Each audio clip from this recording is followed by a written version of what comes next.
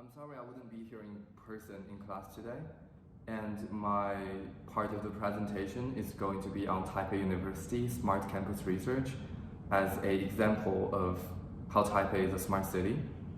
And it'll focus a lot about LoRa and IoT. LoRa is a long-range branch of Internet of Things. It's technology used in Internet of Things. In a recently published paper that was titled Green Smart Campus Monitoring and Detection Using LoRa, it talked about how temperature and humidity sensors with the LoRa wireless technology was used to monitor temperature and humidity in various rooftops of Taipei University. And they gathered data that was crucial for developing a green city. Why using LoRa technology? It's because it is low cost, low energy, and the distributed network effective as opposed to traditional ways if you route a physical cable to all those sensors and gather data over a long period of time and to draw conclusions for these things, which is how LoRa was used in that research. They were trying to study if covering the roof using solar panels and green plants and water retaining green gardens will increase power efficiency by decreasing the sun heat seeping into the building. The result is that basically solar panels was very effective. It can decrease internal temperature of the building by 1 to 2 degrees over tropical seasons. And the green plants are not quite as effective. While water retainability is very important, it helps the city being like a sponge city to absorb the human influences on the weather. So what is LoRa? LoRa is a branch of traditional IoT using lower frequencies for low cost, low energy, and long range radio communication. So they can basically send the data of the temperature and humidity to whatever sensor hub that was used. There are many IoT chip manufacturers in Taipei, such as TSMC and ESP. TSMC was the #1 semiconductor manufacturer in the world as of right now and as of the last 5 years. ESP is kind of interesting because they propelled the open source community into tinkering with those technologies and driving the price down.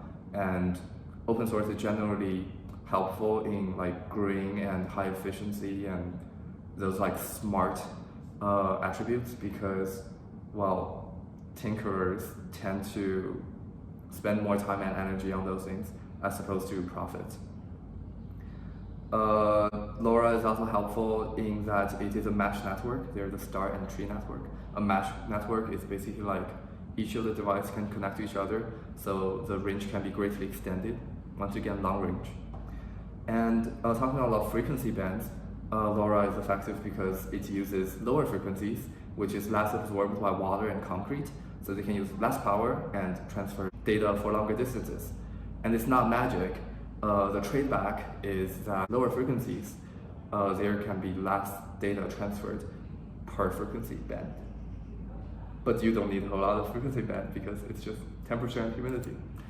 Okay, so if I have time, I would like to talk a little bit more about how Taipei fuels smart city development, not just as Taipei is a smart city, but how they propel the world to go forward.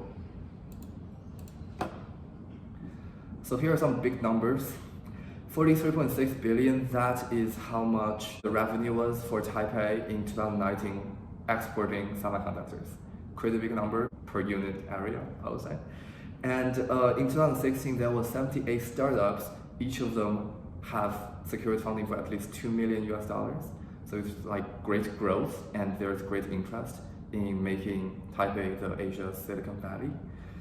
And 22.4%, that's a global semiconductor share as of 2016 again. And within that 22.4%, there is 4.33% dedicated to IoT semiconductor export. One of the key players that drove those crazy big numbers up is TSMC, which I have briefly talked a little bit about. It's the short name for Taiwan Semiconductors. And this number basically suggests a global monopoly of the finest technology in semiconductor manufacturing. That includes all the CPUs using those computers and cell phones by Apple and Samsung. TSMC Global Foundry share has been above 15% since 2014, when the company started increasing production at the 16/20 nanometer node. And at the end of the 2020, TSMC's share increased to 57% of the global foundry market. And 41% of its revenue are from the semiconductors made at the 14 nanometer node and smaller. And why is that important? Because the smaller the node, the more efficient and faster the semiconductor or the chip or processor is. And NVIDIA, Samsung, Apple, all purchases machines from TSMC to manufacture semiconductor for themselves. A quote says, "Now in the midst of the global chip shortage, TSMC is arguably the world's most important company." Last slide is about TSMC profit and projected growth. And I believe it's really important because the world runs on money, unfortunately.